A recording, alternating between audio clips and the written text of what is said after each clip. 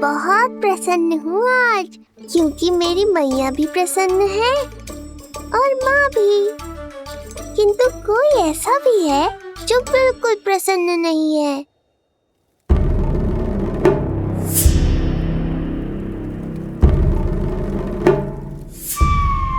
किसने की तुम सबकी ये अवस्था? किसकी मृत्यु ने पुकारा है उसे? उत्तर दो। हम नहीं जानते महाराज, वहां कोई था ही नहीं, किंतु कोई तो था महाराज। विष्णु था वो, छलिया विष्णु। कहां छुपा हो सकता है वो? विष्णु कहां छिपा है ये तो मैं भी नहीं जानता महाराज, किंतु जब से आकाशवाणी के विषय में आपने बताया है, मुझे एक शंका है जो लगातार मेरे हृदय को कचोट रही है। आकाशवाणी के अनुसार विष्णु का अवतार देवकी के गर्भ से 8वें पुत्र के रूप में जन्म लेने वाला था, अर्थात उसका जन्म उस बंदी गृह में ही हुआ होगा। तो फिर वो वहां से भागा कैसे? और उसे तो पुत्र होने वाला था महाराज। फिर वो कन्या, वो किसकी पुत्री थी? कहीं ऐसा तो नहीं कि उस बंदी गृह में कुछ ऐसा हुआ हो जो आपकी जानकारी के बाहर हो महाराज? और यदि कुछ ऐसा हुआ है तो क्या वसुदेव और देवकी के जानकारी के बिना ऐसा हो सकता था? मुझे तो लगता है महाराज कि आपकी बहन और आपके बहनोई दोनों ही आपके शत्रु विष्णु के साथ मिले हुए हैं। मेरी बहन और मेरा बहनोई, उनमें इतना साहस नहीं। उन कायरों ने तो मेरे भय से अपनी सभी नवजात शिशुओं को एक एक कर मुझे सौंप दिया था। वो मेरे विरुद्ध नहीं जा सकते।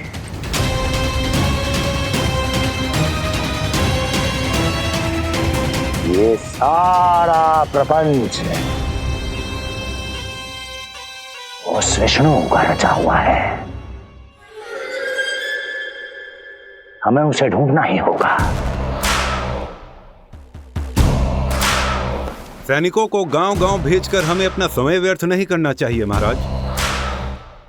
हमें तो केवल अपनी खोज को केंद्रित करना होगा। अपनी रणनीति को बदलना होगा हमें महाराज। क्या सुझाव है तुम्हारा नरकासुर? स्त्री, पुरुष, युवा, वृद्ध, इन सभी के प्राण लेने आवश्यक नहीं है महाराज। मैं तो कहता हूं हमें केवल उन शिशुओं को मृत्यु के घाट उतारना चाहिए जिनकी आयु 10 दिन से कम है।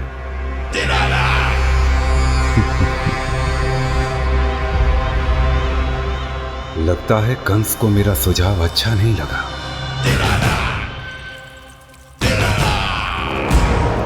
क्रोध काम लोभ मद मोह मत्सर, क्रोध काम लोभ मद मोह मत्सर, क्रोध काम लोभ मद मोह मत्सर, क्रोध काम लोभ मद मोह मत्सर, क्रोध काम लोभ मद मोह मत्सर, क्रोध काम लोभ मद मोह मत्सर।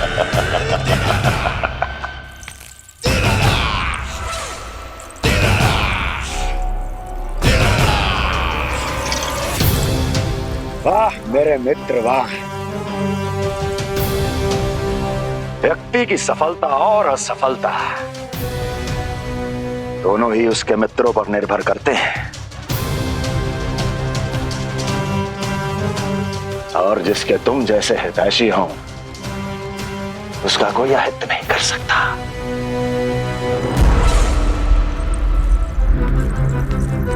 सर्वोत्तम सुझाव है ये। यदि हमें उस विष्णु को रोकना है तो 10 दिन से कम आयु के सभी बालकों के प्राणों को हरना होगा।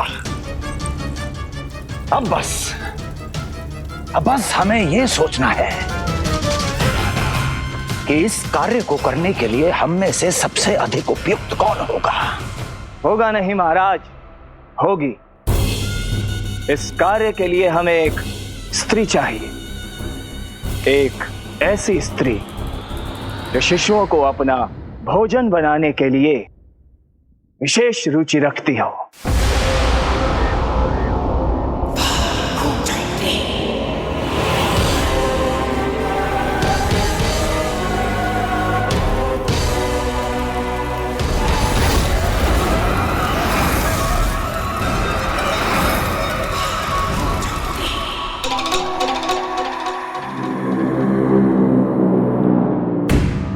मैं स्वयं जाकर मिलूंगा उससे।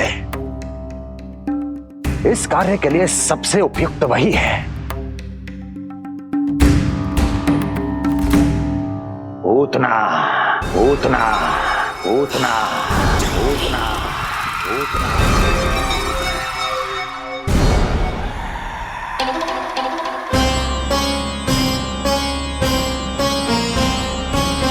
पूतना, पूतना।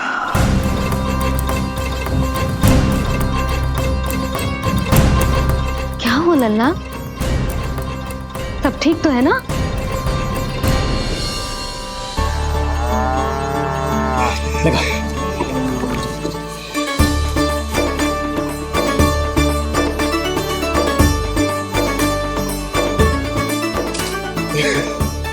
अरे अरे अरे क्या कर रहे हो?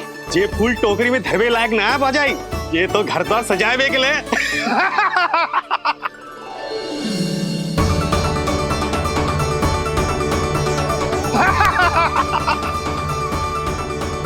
जसोमती मैया के नंदलाला का षष्ठी पूजन जो है आज।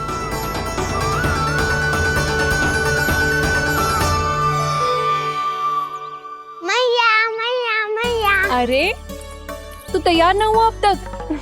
चल मैं तुझे तैयार करती हूँ। सीधा खड़ा रह। नंद महाराज के यहाँ षष्ठी पूजन के लिए जाना है कि ना? हम नंद बाबा के घर का हाथी पे जाएंगे ना। तो फिर क्या घोड़े पे जाएंगे? ना हाथी पे जाएंगे ना घोड़े पे जाएंगे, हम नंद जी के घर पालकी में जाएंगे। सच्ची? हाँ, हाथी घोड़ा पालकी जय नंद गोपाल की। हाथी घोड़ा पालकी जय नंद गोपाल की। हाथी घोड़ा पालकी जय कन्हैया लाल की। हाथी घोड़ा पालकी जय नंद गोपाल की। हाथी घोड़ा पालकी जय कन्हैया लाल की।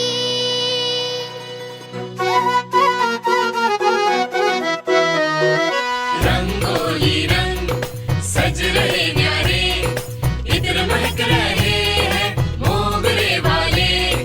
मोर पंख के मुकुट लगा के पशु भी लग रहे कितने प्यारे। सज गए घर आंगन दीवारे, सज रहे बालक नर और नारी। खीर जलेबी दूध मलाई, प्रेम में डूबी बने मिठाई। एक झलक पाना चाहे सब गोकुल राजकुमार की। हाथी घोड़ा पालकी जय नंद गोपाल की। हाथी घोड़ा पालकी जय कन्हैया लाल की।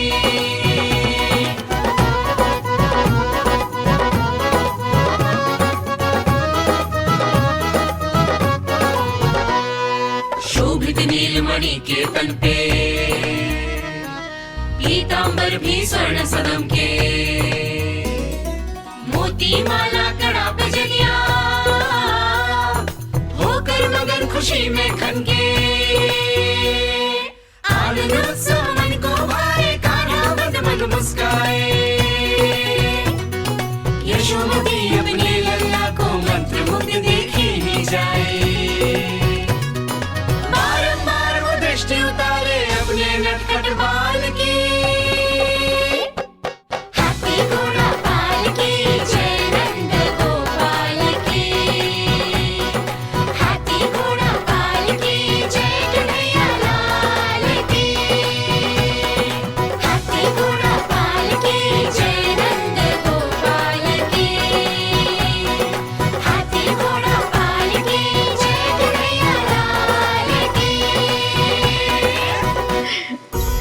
होगा मेरा लल्ला तैयार। हाँ होगा तैयार।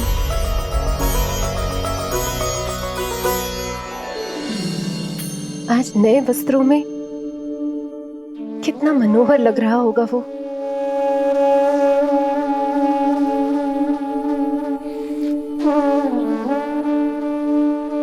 मेरे अस्तित्व का कण कण आज षष्ठी देवी की आराधना करना चाहता है, किंतु यदि मैंने ऐसा किया तो भैया को संदेह हो जाएगा।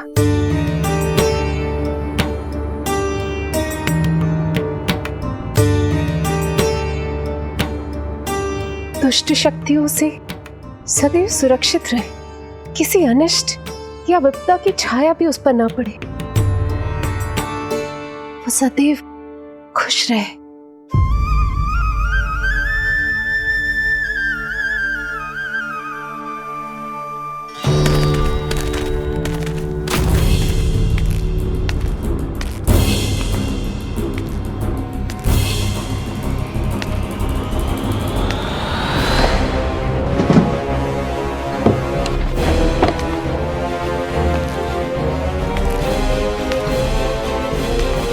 हमें लगा महाराज कंस हैं, किंतु ये तो उनकी छाया है दुर्जन। छाया नहीं, महाराज कंस का सबसे अधिक प्रिय और विश्वसनीय सेवक हूं मैं। जो भी हो, उत्सव की मिठाई कहाँ है? आपके घर पुत्र हुआ है। तनिक धीरे बोलो मित्र, तुम्हारे कारण मेरे पुत्र के प्राणों को संकट आ सकता है। ऐसा क्यों कह रहे हो मित्र? तुमने सुना नहीं? महाराज कंस का आदेश है कि 10 दिन से कम आयु के सभी नवजात शिशुओं को मृत्यु के घाट उतार दिया जाए।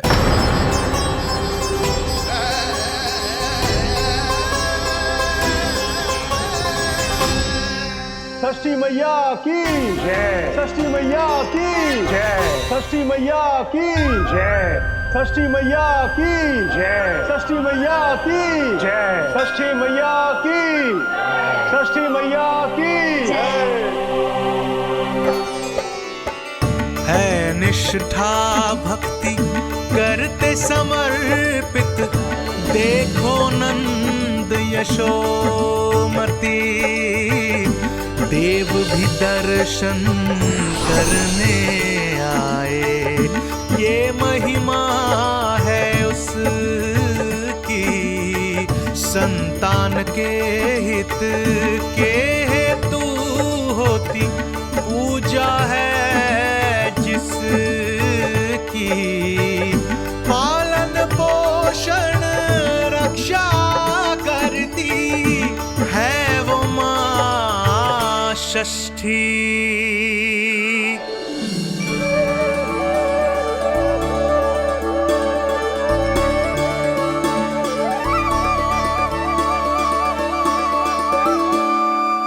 कंस बहुत ही निर्दयी है। इसलिए मैंने अपनी पत्नी समेत अपने पुत्र को भी पड़ोसी राज्य भेज दिया है, उसके मामा के यहाँ। वहां वो दोनों सुरक्षित रहेंगे। किंतु आप तो उनके सबसे अधिक विश्वसनीय सेवक हो मित्र। जब महाराज ने अपनी बहन की संतानों की हत्या करने में तनिक भी संकोच नहीं किया, तो फिर मेरी सेवा और स्वामी भक्ति मेरे पुत्र के प्राणों की रक्षा कैसे कर पाएगी? आप सत्य कह रहे थे स्वामी, भैया बिल्कुल नहीं बदले, तो अभी भी मेरे पुत्र को ढूंढ रहे, उससे भी मार डालेंगे। कुछ नहीं होगा हमारे पुत्र को देवकी। वो वस्त्र, जब मैं वो वस्त्र सिल रही थी तो अवश्य प्रहारियों ने मुझे देख लिया होगा और उन्होंने भैया को जाकर बता दिया होगा, तभी तो भैया को मेरे पुत्र के विषय में संदेह हो गया। भैया पता नहीं क्या करेंगे। हे नारायण। श्री नारायण के न्याय में विश्वास रखो देवकी। हमारा पुत्र साक्षात श्री विष्णु का स्वरूप है, उसकी रक्षा षष्ठी देवी स्वयं करेगी।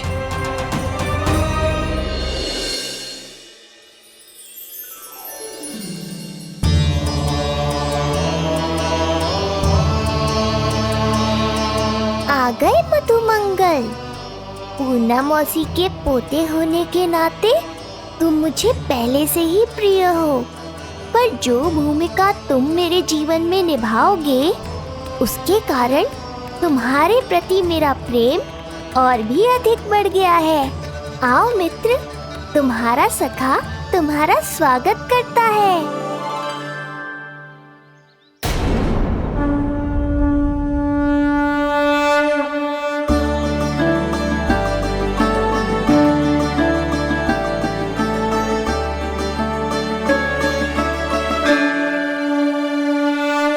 हे मां षष्ठी, गोकुल के भविष्य हमारे राजकुमार को उत्तम स्वास्थ्य और दीर्घायु का आशीर्वाद दीजिए। सभी संकटों से, बाधा व्याधि से सदैव इसकी रक्षा करना मां।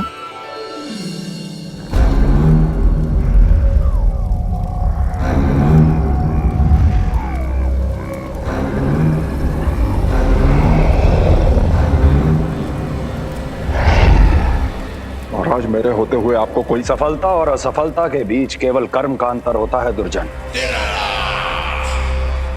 मेरा शत्रु असफल हो, इसके लिए आवश्यक है कि ये कार्य मैं स्वयं करूं।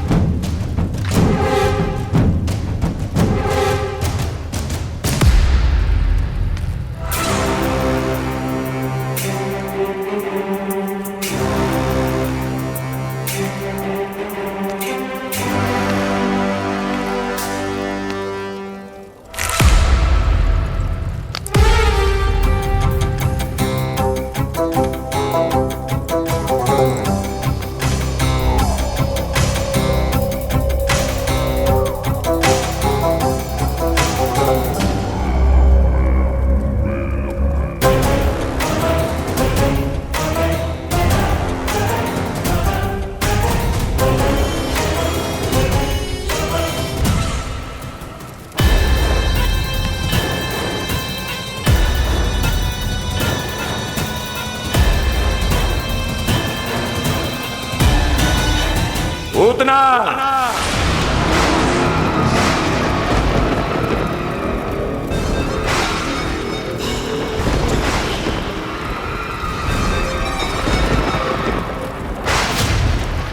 कंस,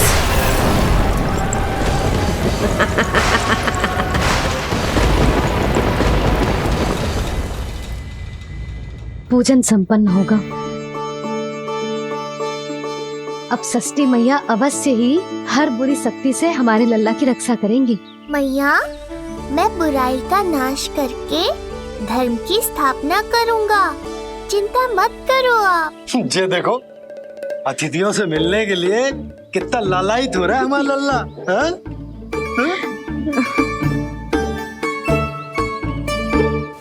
दसों दिशाओं में जिसके नाम का डंका बजता है, वो महान मथुराधिपति आज मेरे साधारण से आवास पर अवश्य ही कोई विशेष कारण होगा। कारण है वो कार्य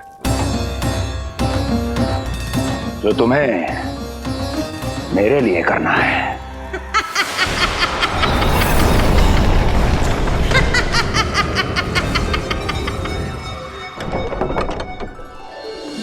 यशोमती मैया के नंद लाला की, यशोमती मैया के नंद लाला की, यशोमती मैया के नंद लाला की, यशोमती मैया के नंद लाला की, यशोमती मैया के नंद लाला की, यशोमती मैया के नंद लाला की।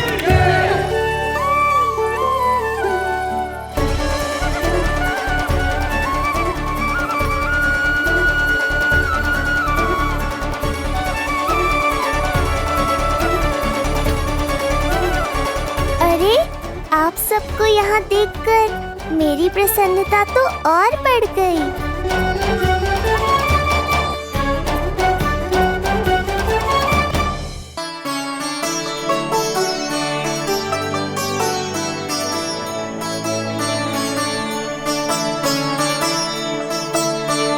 इतने आश्चर्यचकित मत हो मधुमंगल। तुम विशेष हो, क्योंकि जितने धर्मपरायण तुम हो उतना कोई नहीं। तभी तो तुम देवताओं के दर्शन भी कर सकते हो। पर तुम्हारी दादी कहाँ है मधु? मेरा उनसे मिलने का बहुत मन है।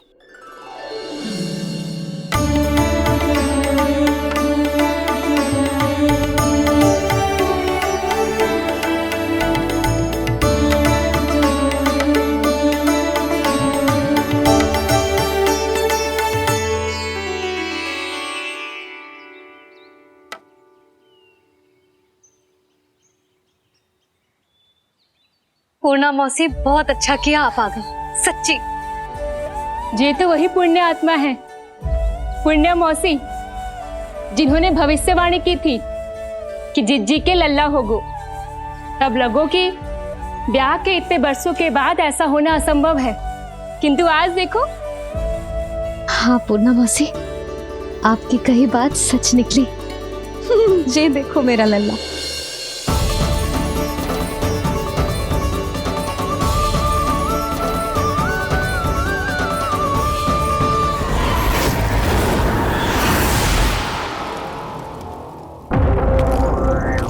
तुम्हें मेरा आदेश मानना होगा। महाराज हूं मैं तुम्हारा। यदि तुमने ऐसा ना किया तो परिणाम क्या हो सकता है ज्ञात है ना? मैं तुम्हारे भी प्राण ले सकता हूं। नवजात शिशुओं की हत्या करना तुम्हें भी प्रिय है ना पूतना? नवजात शिशु?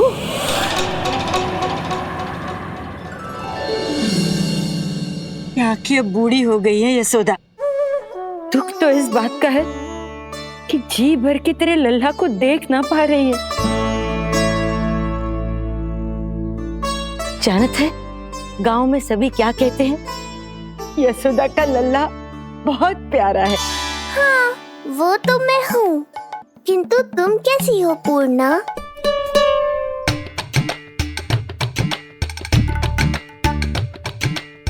किसी ने कुछ कहा क्या? ना ना, अवश्य ही मुझे भ्रम हुआ है। चौंक क्यों गई? हमारा नाता तो जन जन का है पूर्णा।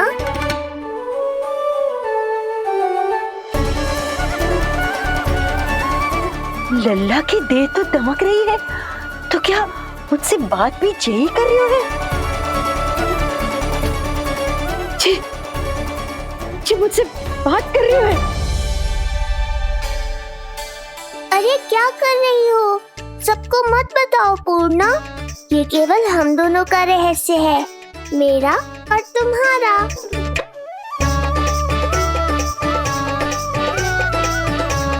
क्या हुआ मौसी?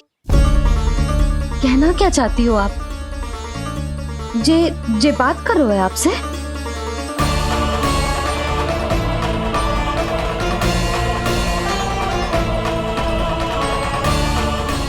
बताओ पूर्णा मौसी, क्या हुआ?